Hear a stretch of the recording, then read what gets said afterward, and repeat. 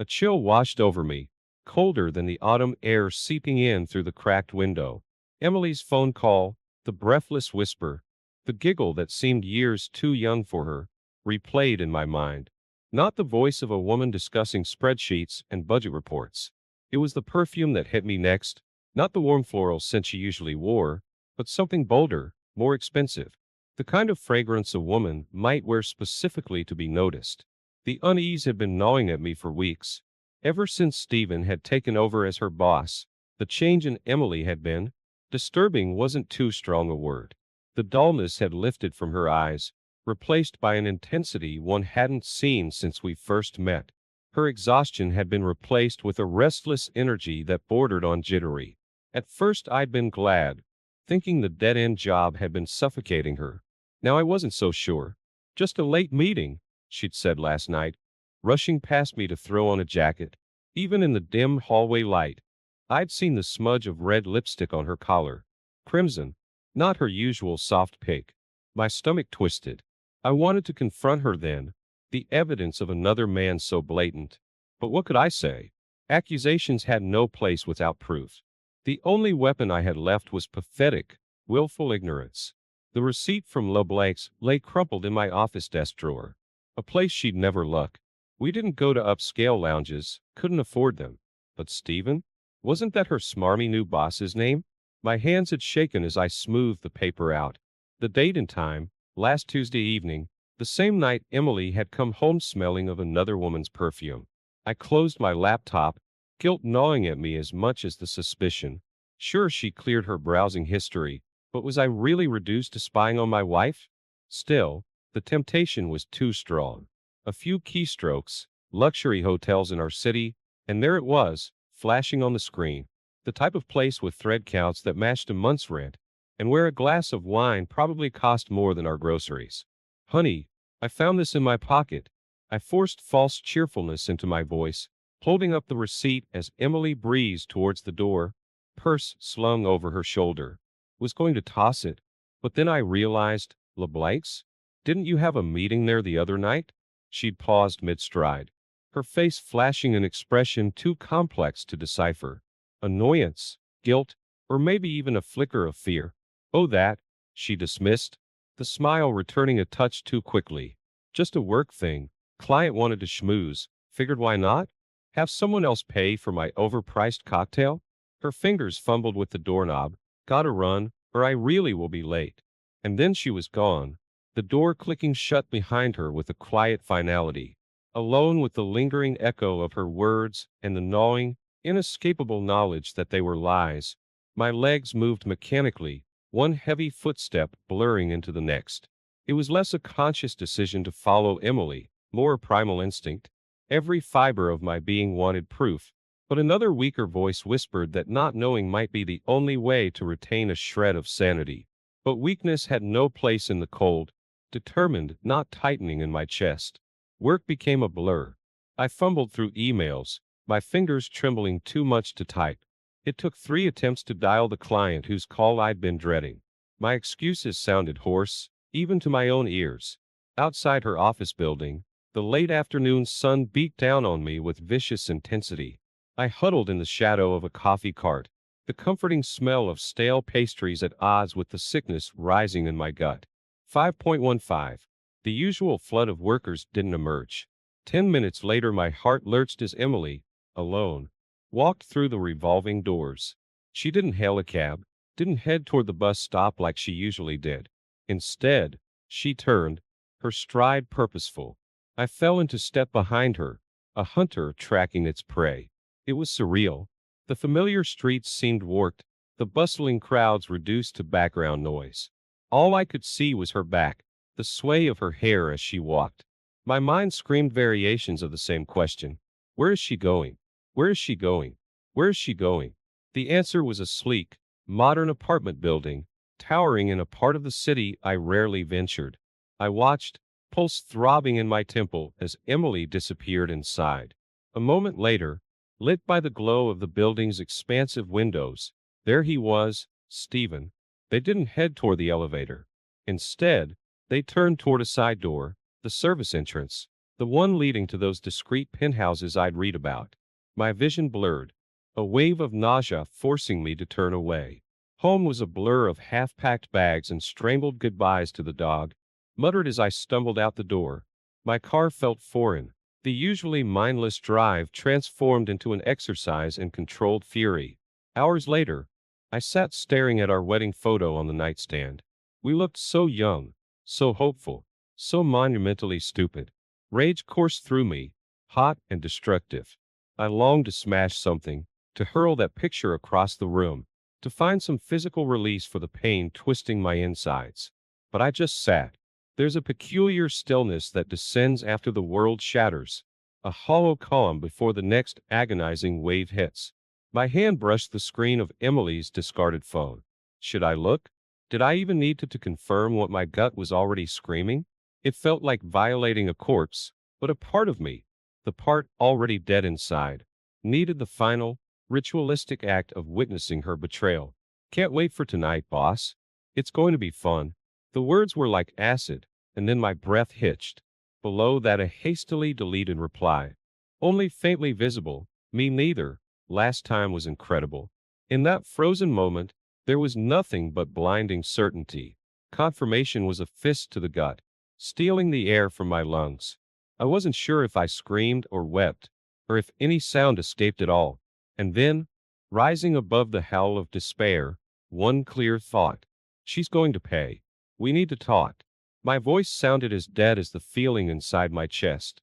I watched Emily flinch, a flash of something akin to annoyance replacing the easy smile she'd walked through the door with. Seriously? Now? She tossed her purse onto the counter with an exaggerated sigh. I had the worst day and you need to unwind with your boss again? My words sliced through her facade, and she finally turned to face me, the smile gone. This was the version of Emily I'd been seeing more of lately. Sharp, cold, a stranger disguised in familiar skin. Don't do this, she warned, her voice low. Don't pretend you have some moral high ground, that you're the perfect husband. Don't tell me what I am. I cut her off, fury battling with icy misery. Just answer one damn question. Are you sleeping with him? For a moment there was just heavy silence. Then she ticked her chin, a defiant glint in her eyes. Yes, the word hung in the air.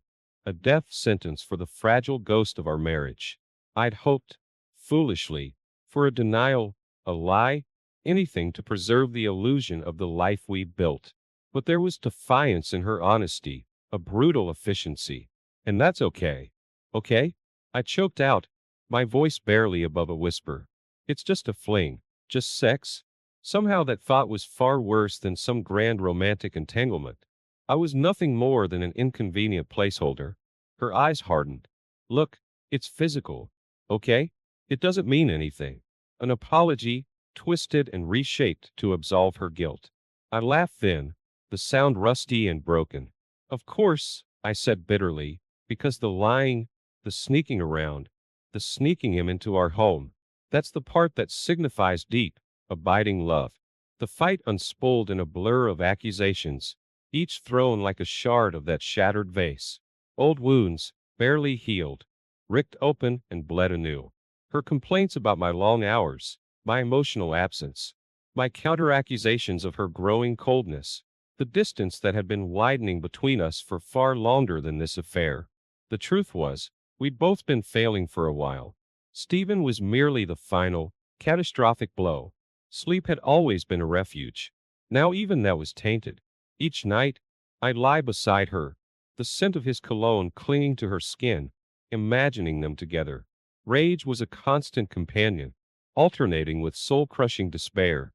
Work became a cruel parody, my colleagues' pitying glances more unbearable than open hostility. One evening, fueled by a sickening mix of whiskey and desperation, I almost did it. I hovered over the new message icon on my phone. Stephen's name a throbbing temptation. Did I threaten him? Expose his predatory games? But the realization hit, sharp as a slap. In sinking to his level, I'd only lose myself further. The phone slipped from my numb fingers, shattering on the kitchen tiles. The whispers grew louder. I saw them, the concerned faces of friends hesitant to intrude, The covert glances exchanged behind my back. Emily stopped trying to hide her affair, flaunting her late nights and stolen weekends like a grotesque badge of victory. We were locked in a macabre dance of destruction, two ghosts haunting the empty shell of what used to be a home. The morning after one particularly vicious fight, I woke with a startling clarity. The searing pain had crystallized into something else, cold, calculated fury. While Emily slept, or pretended to, indifferent to my presence, I reached for her laptop. I wasn't driven by a desire to catch her red-handed anymore. I needed to understand.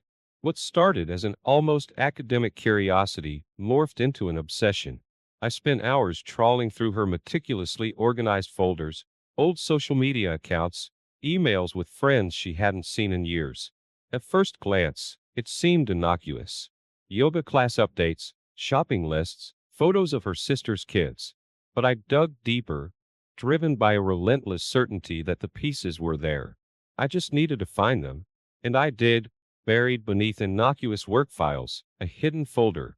Inside wasn't a confession or photos, but emails, messages stretching back years with men whose names I mostly didn't recognize. Coded flirting, coded meetups, the coded language of the practice cheat. My stomach turned. It wasn't just Stephen, it was a string of them. A nauseating realization dawned. Emily was the constant in this equation.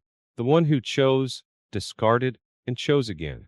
A surge of disgust washed over me. Had I been this blind? This monumentally stupid? Emily wasn't some love-struck victim ensnared by a manipulative boss. She sought this out.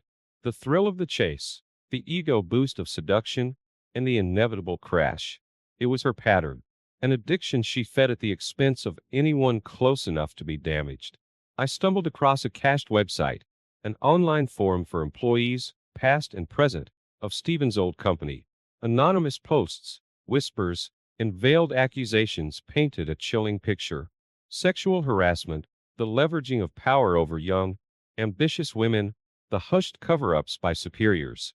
My blood ran cold. This wasn't about passion or a genuine connection. It was about power, and Emily was tragically susceptible to its toxic allure. A sliver of pity twisted its way through my rage. Damaged people so often damage those around them. Still, the desire for retribution burned hot. She'd hurt me, yes, but there were likely others.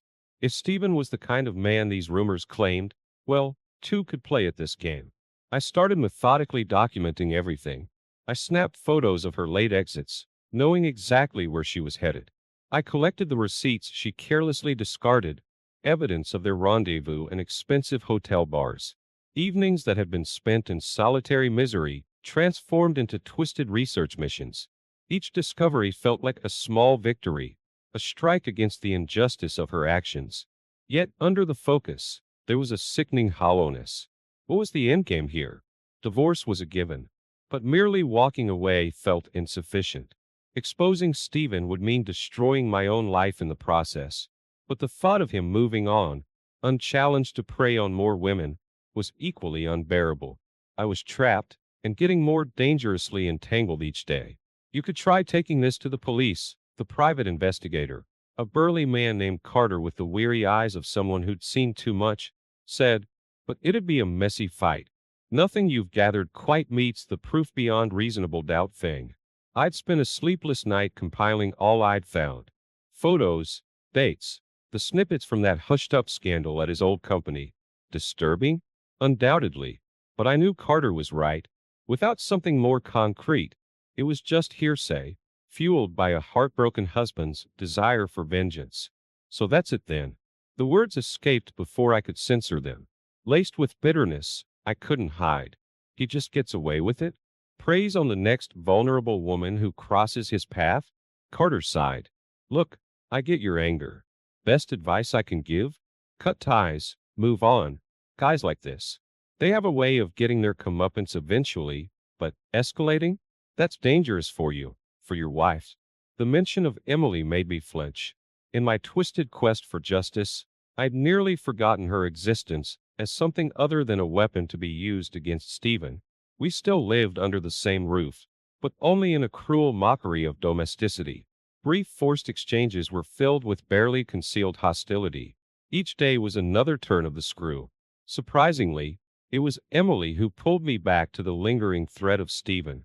"This evidence you have," she had said one night, the words hesitant, her usual defiance tempered by some new emotion I couldn't read. Is it? Is it enough to actually do anything?" There was a vulnerability in her voice, surprising and unwelcome. Yet behind it lurked a familiar desperation, an eagerness for a quick fix, an escape, regardless of the cost. My bitterness flared. So now she wants my help cleaning up her mess? Part of me wanted to destroy Stephen, but another, darker part wanted to drop Emily back into the muck, to force her to truly own the consequences of the path she'd chosen. The stalemate was agonizing. We had enough to tarnish Stephen's reputation, to maybe land him on some HR watch list. But it was a far cry from real consequences. And as Carter warned, going further risked our own safety and well-being. Powerlessness gnawed at me. Even if Stephen faded from Emily's life, even if she moved on to another toxic savior, was that enough?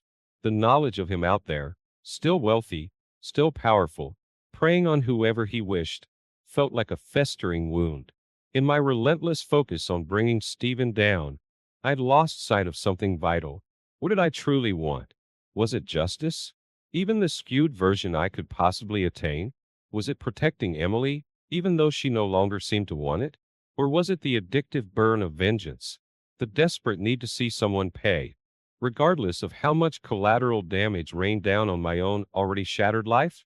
The question gnawed at me, relentless as the ticking of the clock above the fireplace.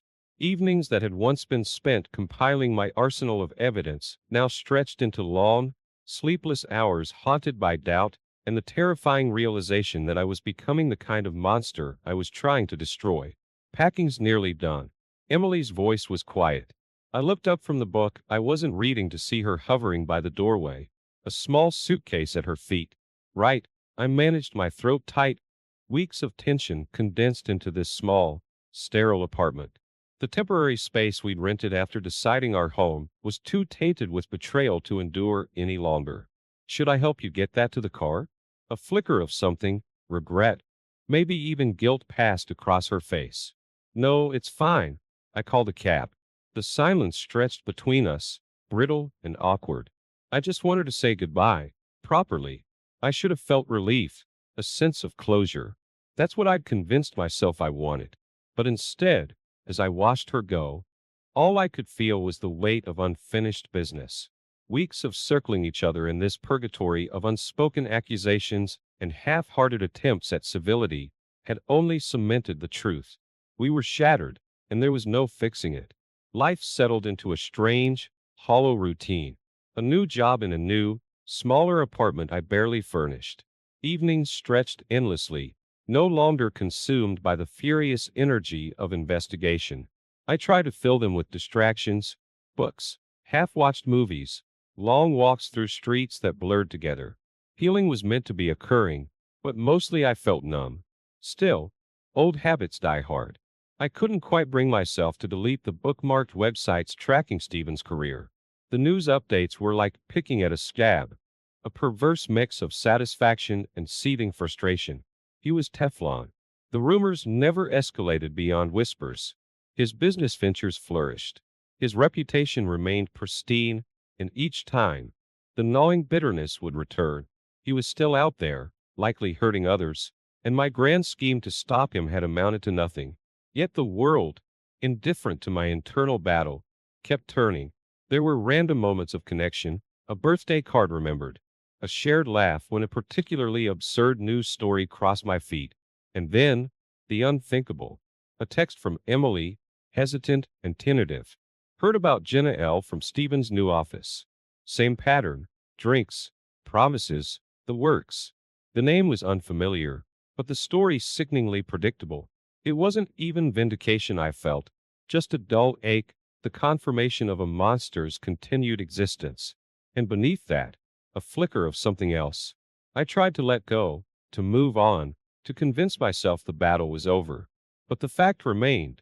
The wound would not heal with the monster still roaming free. There was no grand plan, no aha moment. Instead, Acceptance settled over me, heavy as a shroud. The fight wasn't over. It had simply changed. It was time to stop waiting, stop stewing in futile anger. Whether we destroyed him or not was almost irrelevant now. It was about refusing to be complicit any longer, refusing to let him continue to win by silencing us.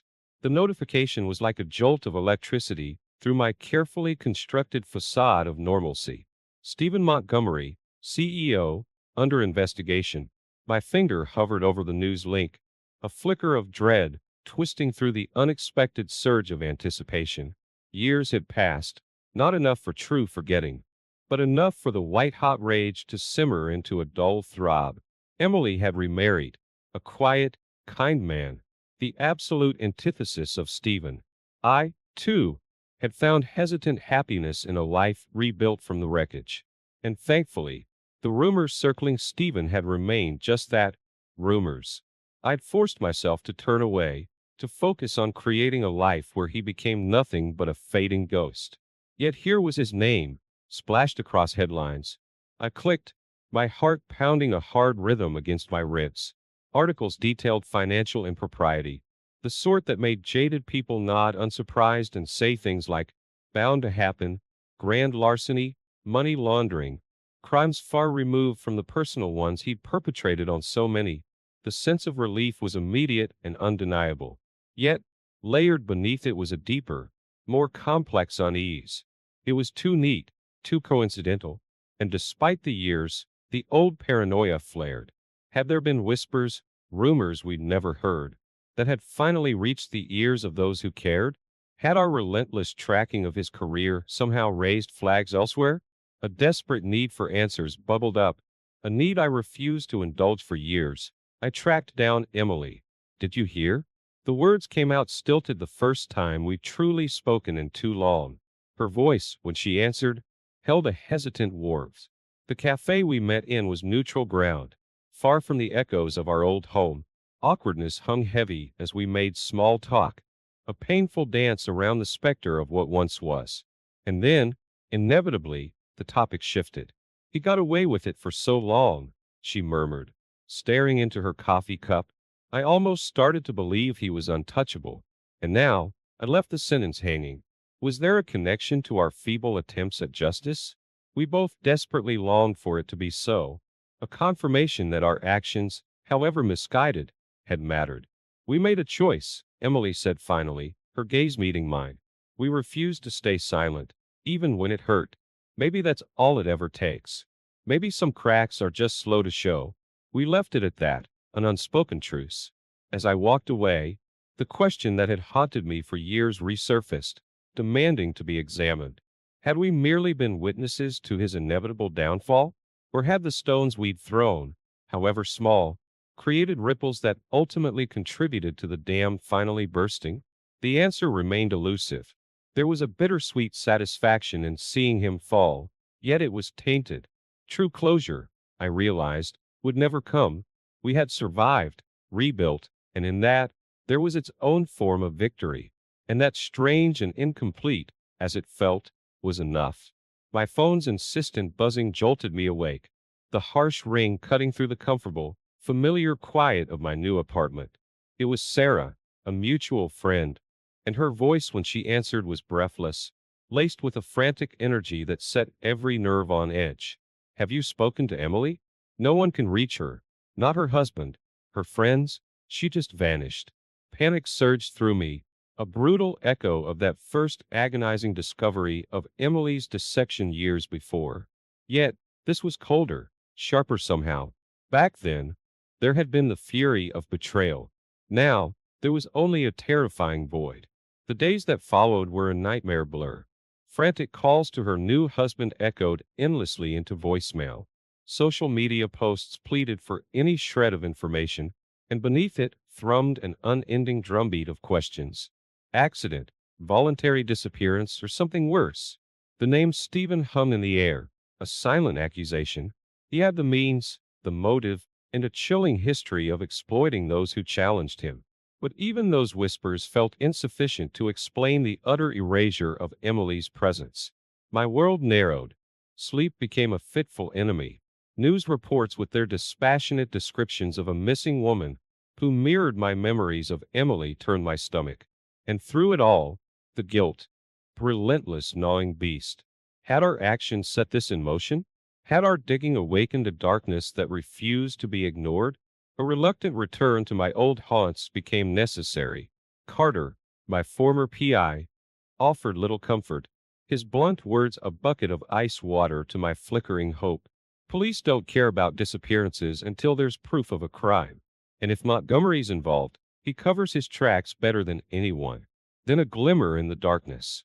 Emily and I, driven by a shared, desperate purpose, days spent in a cramped, caffeine-fueled room, sifting through social media accounts, old news articles, any trace that might offer a path to her. It was a lifeline of sorts. However feeble, the focus on her brought a strange comfort. There was no place for the ghost of our shattered marriage. Only two people bound by a terrible, unspoken question. Had trying to destroy a monster made us complicit in this? We stumbled upon her old journal. In its faded pages, she documented the early days with Stephen, a chronicle of manipulation masquerading as dizzying infatuation. Then further back, hints of other messiahs who had promised salvation and delivered only disappointment. Emily, with her fierce drive and aching vulnerability, how many others had she spoken out against, sought to expose, only to find herself even more alone? And in that revelation, a horrifying certainty. If Stephen was behind this, it wasn't about revenge. Emily was merely collateral damage in a larger game, one I was dangerously close to re-entering.